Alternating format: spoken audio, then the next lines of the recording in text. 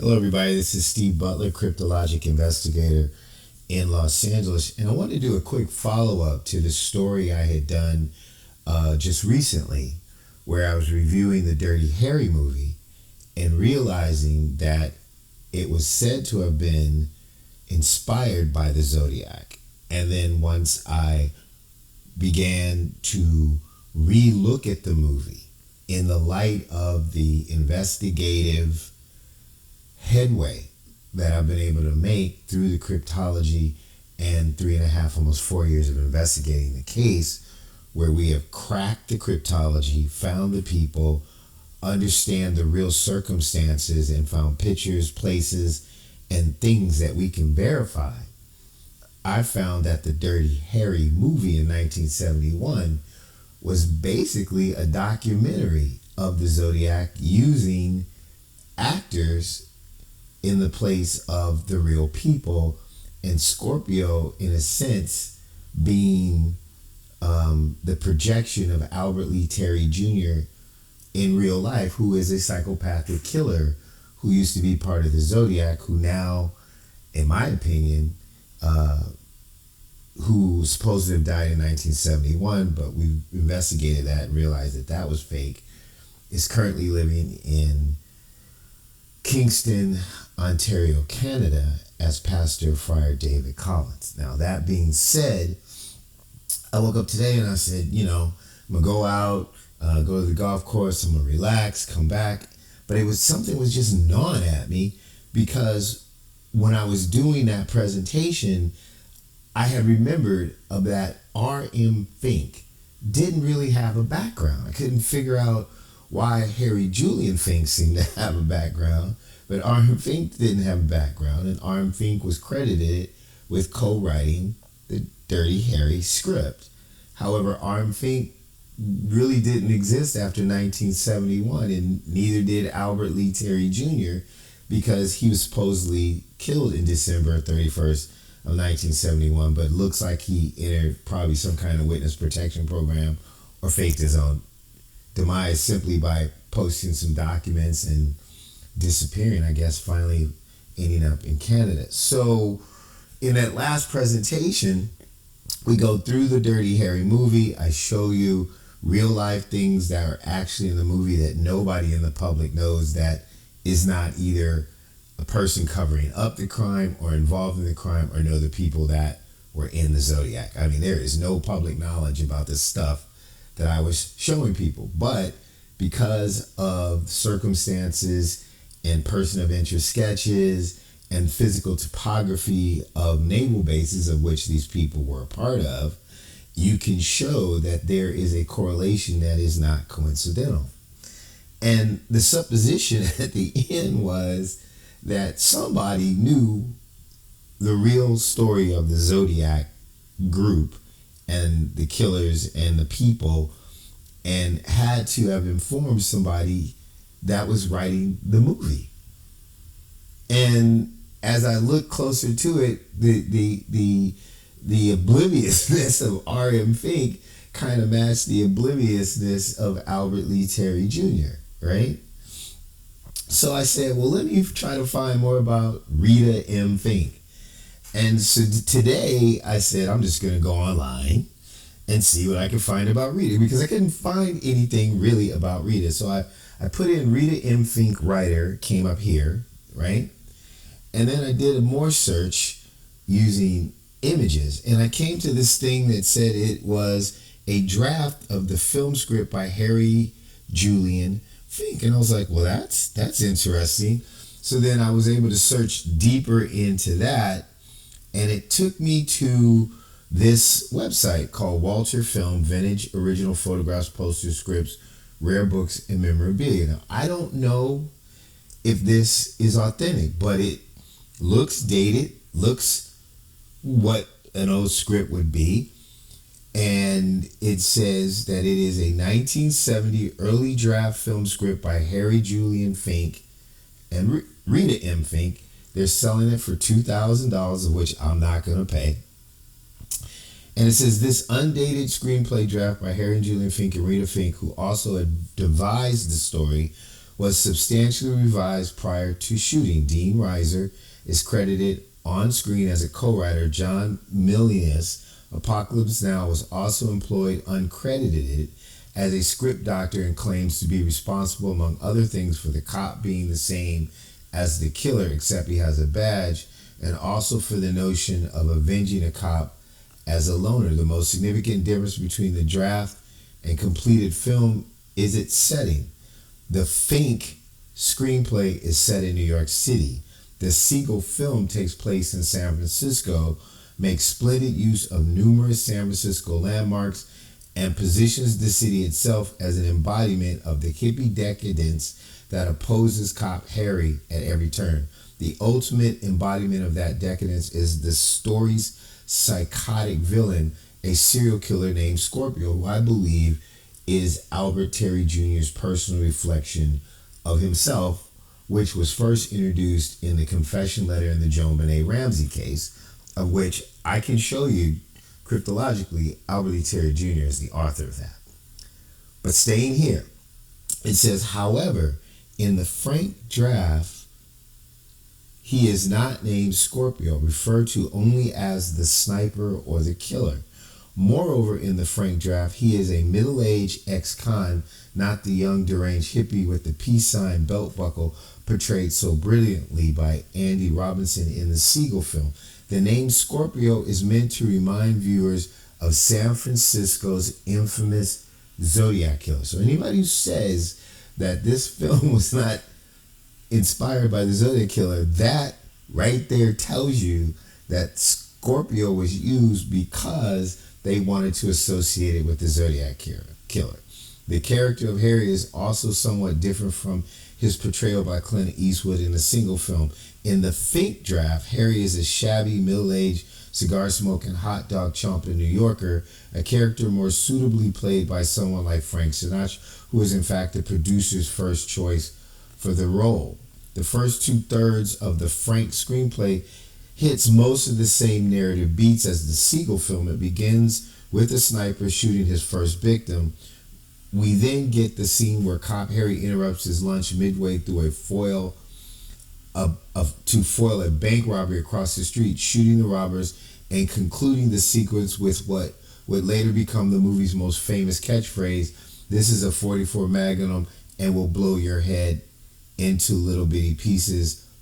Are you feeling lucky, punk?" So it's saying that the first screenplay, right, this early version, actually did have the bank robbery scene. And the bank robbery scene is what I used to show you that it was set up with Albert Lee Terry Jr.'s calligraphy in the diner window that I was able to show you on a live big trading card.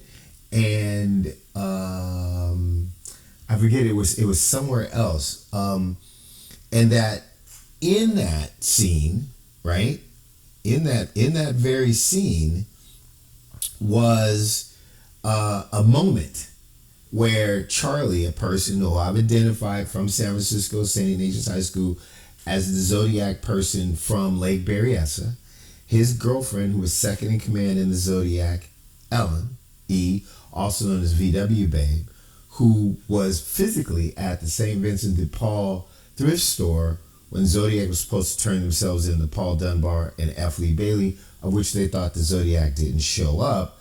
I showed you her picture while she stood feet away from them moving into the thrift store and coming out, and how there was a red and white Volkswagen bus on the corner.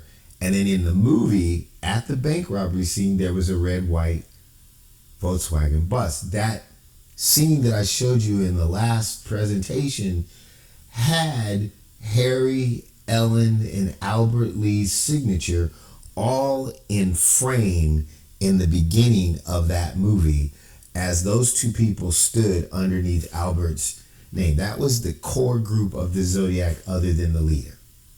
And I said that cannot be a coincidence because everything is so scripted perfect when you're shooting a movie. Well, what this is saying is that even though the movie was rewritten, that opening scene, which you can kind of see described, hot dog vendor, young couple, blah, blah, blah, blah, blah, stayed intact. Stayed intact. So what really caught my eye on this page was that it said Dirty Harry by Harry Julian Fink and R.M. Fink, but it's saying that this particular copy from the FCA Agency Inc. Artist Manager 9000 Sunset Boulevard, Los Angeles, California 90069, telephone number 213-278-1460, is the property of Miss Rita M. Fink. So this is hers, supposedly, if she's real or that whatever pseudonym that means. And I proposed that R.M. Fink was really a pseudonym to say, remember Zodiac, as I described Fink as a Zodiac coded word to show the bases that all the Zodiacs in Northern California were stationed at when they were involved in the group, because they were naval intelligence and other naval position people within a society of people trying to stop the Vietnam War by being a counterculture paramilitary group within the United States Navy itself, murdering people, publishing cryptologic communications that government people could read to understand the power of which these people were bringing to bear and using murder to elevate those notes, which also took place under Albert Lee Terry Jr. and the Joan Benet Ramsey case. If you believe what I'm saying, you read that note, that ransom note that was found in the house at the time the dead body was being discovered, and you look at it closely, it has his special talent of letters being pictures and pictures being letter. But Albert also has another talent. He's very good at cryptologics that hide things in plain sight. And in the proffer documents of which he pretended to be an amateur astrologist that were sent to the sergeant at Vallejo, which I've shown in other videos, and I'm trying to keep this one short so I'm not going through all that stuff, but just giving you some background, right? Which were released under Freedom of Information from the FBI that you can go see yourself. That is in, I believe, volume 5 of 6. They kept these letters. Now, there had to be millions of people responding, thousands of people responding to the FBI with tips and bullshit about the FBI, but they kept these. And they're dated to the FBI in Vallejo, and the communication stopped about a week before Albert's fake demise was, as it was recorded on his burial card from the mortuary in Vallejo, which I got directly from the caretaker, which is phony as a $32 bill. But in that document, some of the techniques that he uses in order to communicate surreptitiously in plain view is separation of letters, elevation of letters, where he can write like people type, right?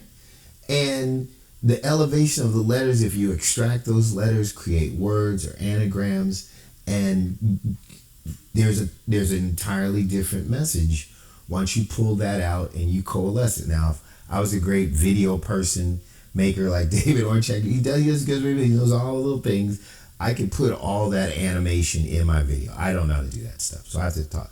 But if I was doing an animation, I would show you the documents, pull out the lifted letters, have them all fold together, and then show you how that turns into a new statement, and then go to something physical that can prove that that statement is real at that time and related. So, but what I really want you to see at this moment is, because I was attacked when I put that presentation on Reddit by a single individual who almost seemed like his life depended on this thing being removed.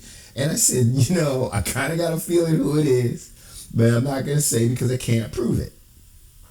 But he was really, whoever it was, it felt like the way it was typed was a man, was just completely, just over the top upset about this assertion that R.M. Fink may not be Rita, a woman, the husband of Harry Fink. And even if Rita M. Fink is real, doesn't mean she's a woman. Maybe it's just a pseudonym for a male gay relation. I don't know. But Harry Julian Fink, H.J. Fink, seems to have a real past. But Rita and Fink is like, that's not really. You can't find burials, nothing. Can't find her birth or death date. That's contemporaneous. There's no birth certificate. It says online that finding information about this person is very difficult. And even when I went online and found a Rita M. Fink picture, and I found a grave, which is that person, it's somebody in Pennsylvania, it's not her. So I thought to myself, whenever I see, that's why I love Reddit, because I put stuff out there and the negative reactions are clues for me to follow. Because, like, you go into the house of a killer, right? You suspect this person's a killer, and they're like, oh, I don't know anything about it. And you're searching the house. Like, sure, search the house without a warrant, but they're standing in front of, right, the closet in the back in the corner, and they just like, we can tear this house apart. But could you move over for a second? Right? They're like, what? Could you move over? And they don't want to move. It was like this guy who killed a stripper. I digress.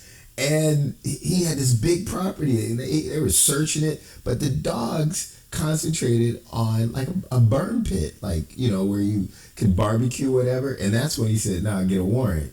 And look, later they got a warrant and found the girl's jewelry and everything in the burn pit, and just small bits of her bones, which I just is horrible. But generally, you find the evidence where the person is actually acting like they don't want you to go there. So this guy was talking about, whatever, put your fantasy out there. I'm like, oh, he's gone over the top.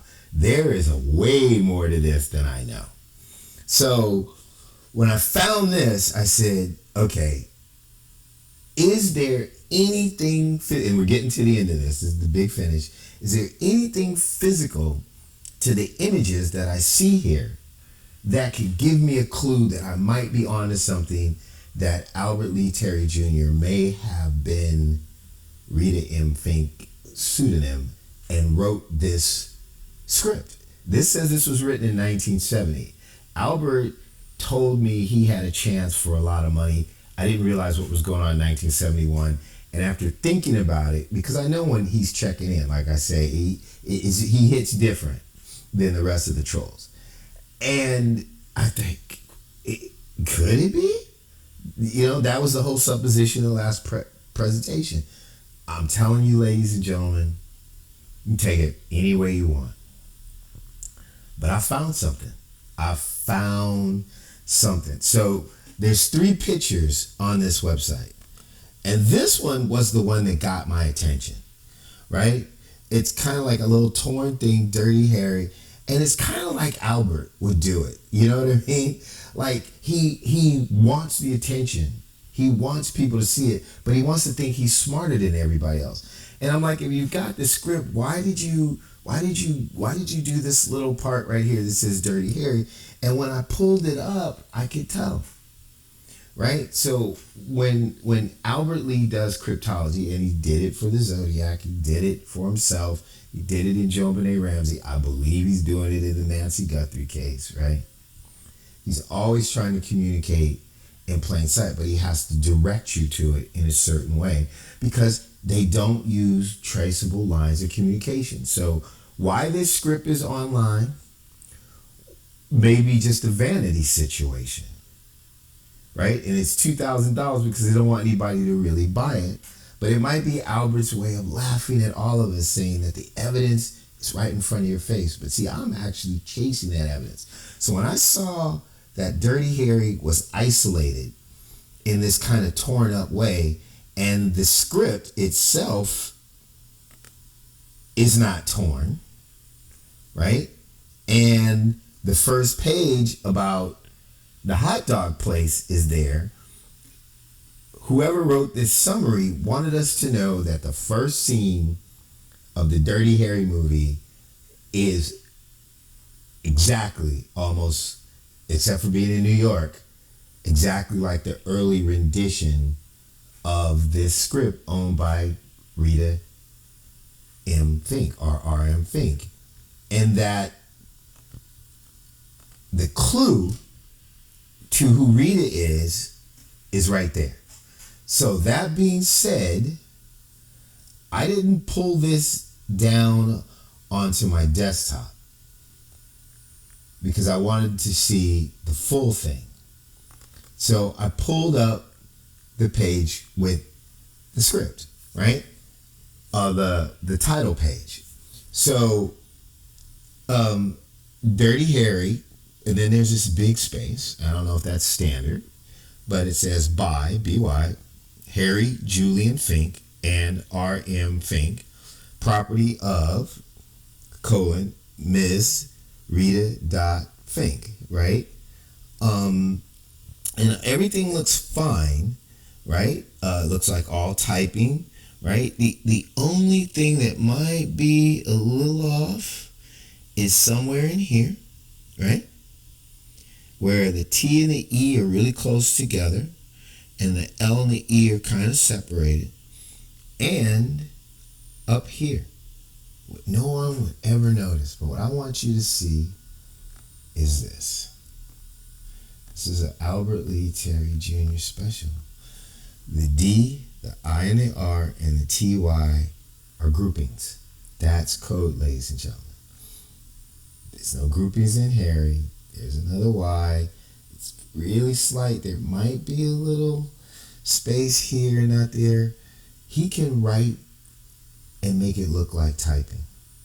I'm telling you that this says I.R. Terry, Albert Lee Terry Jr. And you say, well, what's the D for? Now, remember I tell you that Albert Lee Terry Jr. can make pictures look like letters and letters look like pictures. I'm going to show you something again. I'm going to show you exactly how this works. I'm going to flip this thing over till I can get that D. I think was it supposed to be upside down? Let's get into it. Let's get close. Do you see this person right here and this person right here? That's Albert Lee Terry Jr.'s absolute unique criminal calligraphy. You cannot duplicate this stuff. You can't make it up. If this is an original document from 1970 and it's actually owned by Rita M. Fink, Rita M. Fink is Albert Lee Terry Jr. That's what Albert does. So I don't know if this is a car. I don't know if what it looks like is two people carrying a gurney and delivering something, which this same motif was in the JonBenet Ramsey ransom note. There is letters that are pictures and pictures that are letters that show two people with a gurney carrying something, right? Delivering something. This is more proof. I mean, you can believe it or don't believe it, but at what point is this no longer coincidence? So the TY is Terry, so it could be Terry Jr., I Terry Jr., or IR Terry. But to just give it more value, where was I at? Right here, TEL and then an E, where it's bunched up right there. The LE, and that's another way the Zodiac codes, especially in like the Z340 and 408. No matter what you hear about people, it's not a substitution transposition, nada. It's more like a truncated word program that suggests things that you can answer. It's kind of like Wheel of Fortune meets Jeopardy, right? Where you can buy a vowel or whatever. This is Albert Terry. So that's ALBERT. So this would be Albert, Terry Albert, phone. And so that's how I also found him in the Z408. The Z408 is a truncated version of his phone number in the Vallejo 1968 telephone book, which starts with his last name and then goes to his first name and his middle name, Albert Lee. So it's Terry Albert Lee Jr., I believe it is. And let me show you that really quickly. I think that would be instructive. I think that's something that you would like to see. So you can see that he's using his phone number again as his identification. So if I go here and I go to our website, Zodiac,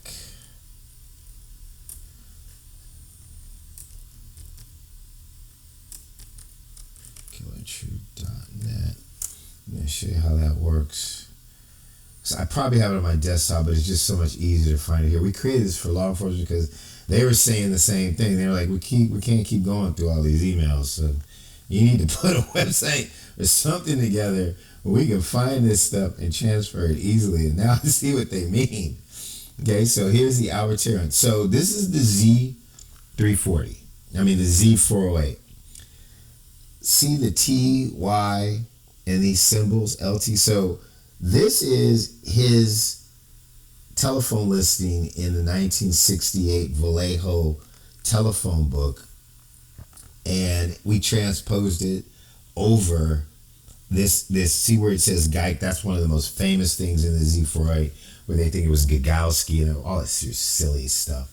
But this is really, so that's the T of Terry and the Y of Terry. They dropped the ER and the other R. So that shows you that the coding method is this truncated version, but also that Terry starts how he uses that code.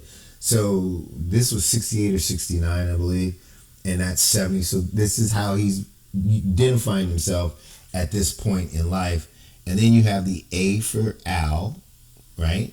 And then another L, right? And then that L is used twice for ALL Jr. So his phone listing is Terry Al L Jr. As I move this over to the side, you have Terry and the AL or Albert. So, and the phone. So that's what he does. Let me see if I had a link to the phone book itself. Yeah, so here it is. And here's the listing right here. Terry Al L Jr.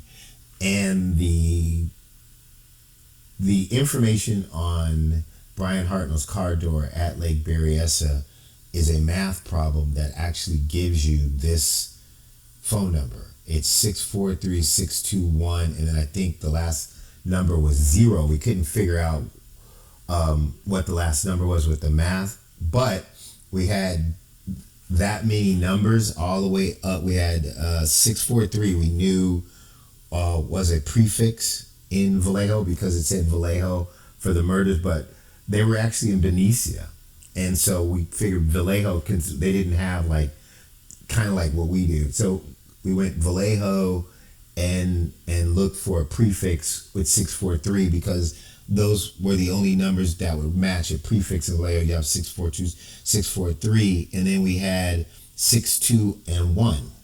And we said, okay, we can go 621, 1, 2, 3, 4. This was the only number in the phone book that matched. It was even close, was this one. And so it ended up being a 7. And then I realized that I had seen this configuration before, but I didn't know where. My brain just found it. It remembered, and I went back to the Z408 and then saw, oh my God, it's a truncated word code. And that solidified that, and we found a real person, Albert Lee Terry Jr. So his phone number back then is this reverse style, right? So using that reverse style, Terry Albert phone. So he's saying that, my code is even here, and that IR Terry, that's me. I don't know what the code in Harry is yet. It all looks kind of normal, the Y's out, but this is intentional. IRTY, and then the two people, right, on the car right here. And if I showed you the Joan Benet Ramsey ransom note stuff that we did, you could check out the video. It's really obvious in there. But again, I'll flip that one more time. This is better than handwriting analysis, because this is calligraphy. This is art. This is like how you identify like Rembrandt or somebody, their brush strokes. I mean, there's just nobody else that does this. So this is the guy, and let me blow it up some more. There is a cropped head of hair right there, a person, a nose bent over. There's another person here, and then there's something between them. I can't tell you what he's trying to say here, but either there's a communication between two people. I don't know. It looks like kind of like a car, so it could be. This is the back of the Volkswagen bus, so that would be VW Babe. That would be Ellen, and that this or that person is Charlie, and then one is Albert. So it's the trifecta, and this is the story of the three of them. That would be my best guess, because again, in the first scene of Dirty Harry, where I showed you in the other situation that they were all there together, right? That would make sense. And so he's writing this story about them. I can try to do one more thing, but I just want to re-emphasize that I mean, how do you find that to be a coincidence is my question. I just don't see it. That this is the property of Miss Rita M. Fink. Right? This didn't say Harry and Julian. So whoever posted this wanted you to know it belonged to Rita, and Rita is Albert. So I believe that Albert is probably the person that posted this online. Or he commissioned somebody to do it because he wants credit, and he made sure that you knew that the code was this part right here. Let me just save it to the desktop just so we can watch it, just so we can see it, right? Why not? I don't know if I got it big enough though. It might be, there it is, okay. DIRTY. IR Terry. And then these are the three, the Volkswagen bus and the two people on the side. This is the story, and whatever Harry means to him, I don't know what that means, but it's obviously important. And so this looks torn off. I don't know where it's torn off from. Is it torn off from an envelope? Is it torn off from the page? But he made it look like this because he wanted you not to miss whoever it was he was communicating to. He's saying, this is the code. This is my signature. I am Rita M. Fink. And let me go to Rita M. Fink's thing real quick. And let's see. What did I have here? Okay, so I was in here and I was doing this. Let's see if I can get to that scene. So here's the scene that I was talking about, where the Albert Jr. signature is there, right? And would be Ellen. This would be Charlie. This is the three of them. This is the scene that is in the original script. And they said even though it was changed, that this scene from the original script was translated into the new script. This is the bank robbery scene. This is the bank robbery scene that I got off of YouTube, described as the bank robbery scene. And that The directors, right, everybody.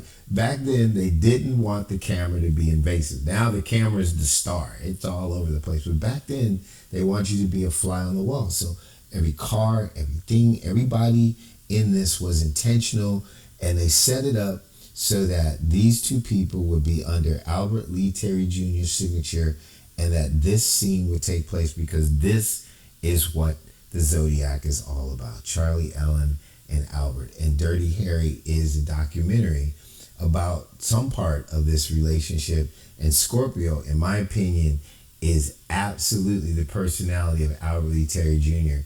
And so now you know what kind of person you're dealing with. A complete and absolute psychopath that's known it since the 60s. And in my estimation, based on my investigation, he gave us the fact that he killed Cherry Joe Bates. He gave the FBI the information that he was part of the Texas murders of Colette Ann Wilson and others, and the Zodiac murders, and the Paul Stein murder, which all follows his MO of shooting people in the back of the head with a gun.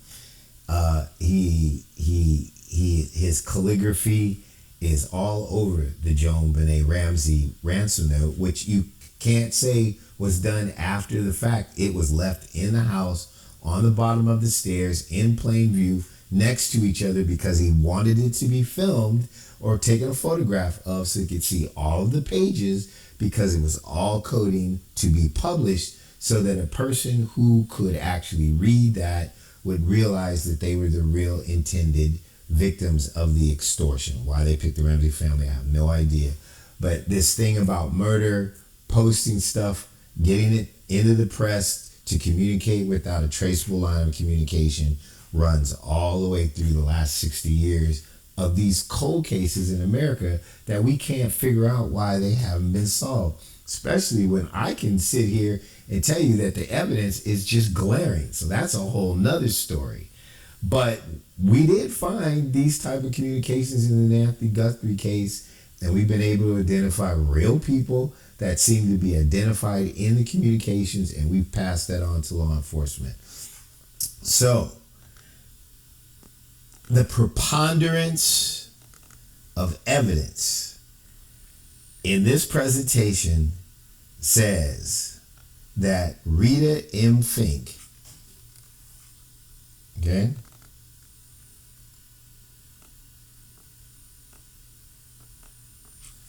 that Rita M. Fink, no matter how hard they try to stop me from doing this, by messing with my computer so that I can't move this stuff around. Hold on one sec. I just got to do this real quick so that I can actually take back control of my own computer. You'd be surprised what I have to go through. There are people who really do not want this information out. All right, so that should make it so we can work. Yep, there we go. So I got control back of my computer. That this is Albert Lee Terry Jr., I.R. Terry. And this is about him, VW Bus, and Charlie. And, oh, now that I look at it, see the H-A-R, right? Maybe that's Charlie. C-H-A-R. And then the R-Y. I'm going to have to look at that. It's not separated, so it's hard to, it would be hard to say that it's actually Charlie, but R-Y, Y-R Charlie? Oh, Charlie R-Y. You know what? This whole thing is really this fight between him and Charlie. I told everybody, those two were lovers. And Ellen was bisexual. And all three of them were sleeping together. And I believe that Ellen and Charlie conspired to murder Darlene Ferrin, who was supposedly Albert Lee Terry Jr.'s best friend. He was known as Lee. His sister had told the Vallejo PD she has two best friends, the blonde at the Waffle House and some guy named Lee who brings her presents in Tijuana. And from what we could tell, Albert Lee at some point was down in North, I think it's North Island base down in San Diego. And there is an enlisted men's club that's right on the border of Tijuana where he could get presents. And he removed his middle initial on his burial card so that no one would know that he had his middle initial was Lee, and the police were looking for the Lee, and they never found that actual person. I'm doing this on the fly with you guys. If that shows two men and the bus, and it's about those three, and this is I.R. Terry, I'm Albert Lee Terry Jr., to let them know that he wrote this script. It could be possible that if we looked at this just peripherally, why am I doing this? The answer could be Charlie. Charrrlie. Like, if you're emphasizing it, like Charlie, that's the reason why this is going down. Because Charlie didn't love me. You picked Charlie. You didn't love me. He was obsessed with her, right? And you guys are gonna have a baby. They had a baby. Charlie and Ellen had a baby in, I think it was 72 in June. And so he's saying all this is about Dirty Charlie. So Dirty Harry is actually Dirty Charlie. He's thinking, we're figuring this out together. Albert Lee Terry Jr. feels stabbed in the back by Charlie. As a lover, as a friend, as a person, Albert Lee Terry Jr. in one transaction we had told me that, and I believe it was Albert. I say Albert will tell the truth. He's a psychotic person, but he tells the truth. Was that at Lake Herman Road, Charlie was in the passenger seat, drunk, passed out when he got out the car and did all the shooting. And there are numerous reports that there were two people in that car. Right? So, if this says what I think it is, it's I.R. Terry. So you have the VW bus, the two people right here. I.R. Terry, that's Albert Lee Terry Jr. And the reason why I'm writing this script and telling everybody about you guys is because of Charlie. Because of his ass. That's my presentation for today. You know, this is one of the most interesting things I've ever said. I feel so bad for the victims. I want them to know the truth, right? But as an investigation into some of America's most famous cold cases that I believe are cold not by accident, and understanding who the Zodiac is, and finally finding this individual by just chance in Kingston, Ontario, Canada, dressed up as a friar, knowing that that is Albert Lee Terry Jr. I mean, this is just amazing. So here's the last thing I'm going to show you. This is Friar David Collins, right? In Kingston, Ontario, Canada, pastor of St. John Apostle Church. And this is the embedded image of Albert Lee Terry Jr. in the letter that went to the San Francisco police that claimed that Zodiac killed Paul Stein in Presidio Heights in San Francisco. And this is a representation of Elin, the woman between him and Charlie. And he shows that this woman is on his mind all the time. He felt betrayed by her because of Charlie. And he has pictures of her in everything that he does. You can't fake that bald head and that hair on the side and the way those eyes are set and that nose and mouth. The guy is a brilliant artist, and he doesn't draw anything better than himself. That's my presentation, and I believe that is Rita M. Fink.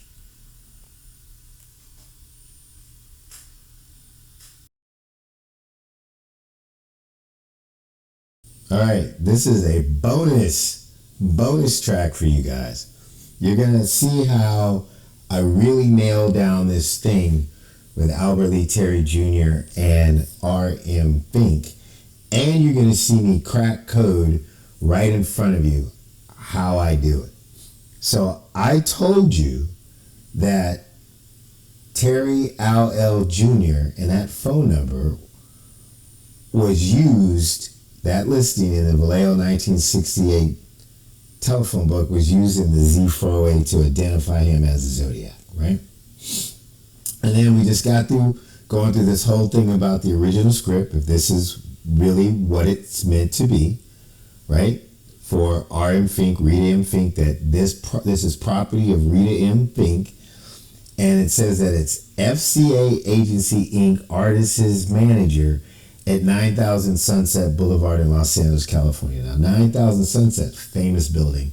We used to have a thing called Disco 9000 at the top that I used to go to as a very young kid, underage, because my girlfriend's girlfriend, dad, owned it, the club. So we used to get in as kids, which in the 70s, then people just, it's what, who you know, not what you know. So let's do the cryptology.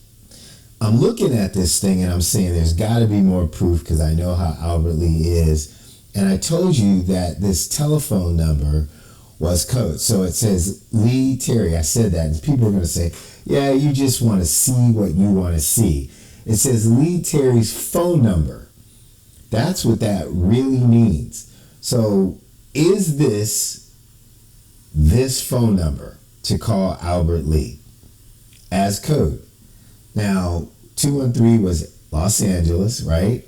And it just looks like any number. But do you notice that the 3 is large, the 21 is small, and it's in brackets, and then there's a separation? That the 8 is lifted with a dot, and then those are the numbers that are left. I'm going to show you how you can say you can manipulate numbers any way you want.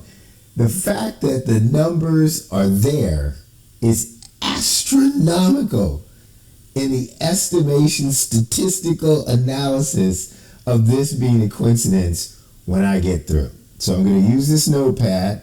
So we need a 643, right?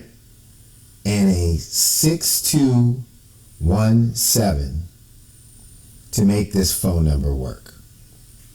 All right? So, do we have a 6? We do. So there's the first 6 right there. Do we have a 4? We do. So there is a 4 right there. Right? Do we have a 1? We do. There is a 1. So let's put the 1 over here. Okay, so we have a 1, right? Do we have a 7? So we've got 6. We have a 6 and 6. We have a 4 and 4. We have a 1. Put it in its proper place for this phone number right here, right? Do we have a 7? We do. Do we have a 2? We do. We have a 2 right here, right? So we have a 7, right? We have a 1, we have a 2, we have a 6 and a 4. So all we need now is a 6 and a 3 to make this Albert Lee Terry Jr.'s phone number. Because this is in brackets and the 3 is larger, we can multiply, add, subtract, or divide. Why don't we multiply? So 3 times 2 is 6, and 3 times 1 is 3.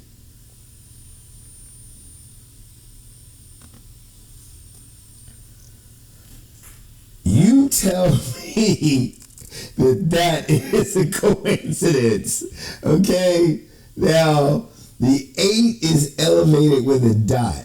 in his phone number in the Vallejo 1968 telephone book, there's a dot. So there's your dot. And I believe the 8 is just saying it's me. It's a human being, right? The 0 is really small compared to the 1, the 6, the 8, the 2, the 7, all of the numbers. So I'm thinking that the 0 is just a null to round out the code. You saw me just do that. Okay? Let me take this down and let me reduce this.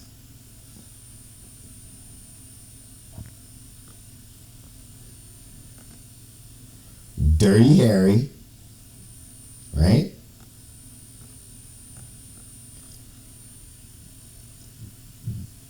Two people on each side, Volkswagen bus behind, Charlie, Ellen, and Albert. IR, Terry. Why did I do this? Charlie, right? These are the codes I think I'm finding. You can argue with me, but it's there. FCA Agency Inc. Could that be fuck Charlie? Agency, right? Come on, man. Come on. You just have to stop doubting this. This is impossible to doubt. Okay, just give it up. The TE is together, right? The L and the E. Albert Terry's phone number. Okay? 3 times 2 is 6. 3 times 1 is 3. We have a 6, 4, 1, a 7, and a 2. The 8 is raised with a dot, and the 0 is null. And this is the property of Miss Rita M. Fink. Come on. Come on. Come on. I'm going to do this one more time just so you don't think that I made this up. So we're going to try this one more time right in front of you. This is how you crack people's codes. You have to know their tendencies. Obviously, I know his tendency, and so this is how you crack it. This is Terry Albert Lee Terry's phone number at the Fuck Charlie Agency at 9000 Sunset Boulevard on the original 1970 copy of Rita M. Fink for the screenplay for Dirty Harry, of which even the name Dirty Harry is a code for Albert, Ellen, Charlie's internal war of the Zodiac. That Dirty Harry is a documentary. So let's do this really quickly. So Albert's phone number is 643 space 6217. We need those numbers, and we need it clearly. So do we have a 6? Yes, so I'm going to put down the first 6. Do we have a 4? Yes, we have a 4. Do we have a 7? We do. So I'm gonna move this over, and I'm gonna put the 7 down, which is the last number of the phone number. So I put down the 7. Do we have a 1? We do have a 1. So we're gonna put the 1 in front of the 7, right? Wait, let me do this again, just because I just confused myself. All right, so let's try this one more time. Let's do it a little more in order. So we got a null, and then we have a 6. So let's take 1 6. Then we have a 4. Where there's a 4 in the phone number? Yes. So let's give ourselves a 4. All right. Is there a 1 in the phone number? There is. So we're gonna pass the 3. What is this thing doing to me? I have no idea. So let's try that again. Okay, so do we have a 6? We do. Do we have a 4? We do. All right. Do we have a 1? The 1 is next to the last number in the phone number. So there's the 1. All right, so let's get rid of that. The 8 is lifted with the dots. We're not going to use it. Do we have a 7? We do have a 7. So the 7 goes after the 1. Do we have a 2? Yes, the 2 goes in front of the 1 and the 7. Right? So now we just have these 3 numbers to deal with. And we need a 3 and a 6. Can we get a 3 and a 6 from this? The brackets using multiplication, because you can choose division, subtraction, addition, multiplication. I'm going with multiplication, the larger 3 and the 2 and the 1. So 3 times 2 gives us the 6. And do we have a 3 to finish this? 3 times 1 is 3. Ladies and gentlemen, we have an exact match. That's Albert Lee Terry Jr.'s phone number. As far as the preponderance of evidence that's been presented to you on this video, Albert Lee Terry Jr. is Miss Rita M. Fink. Thank you for your time.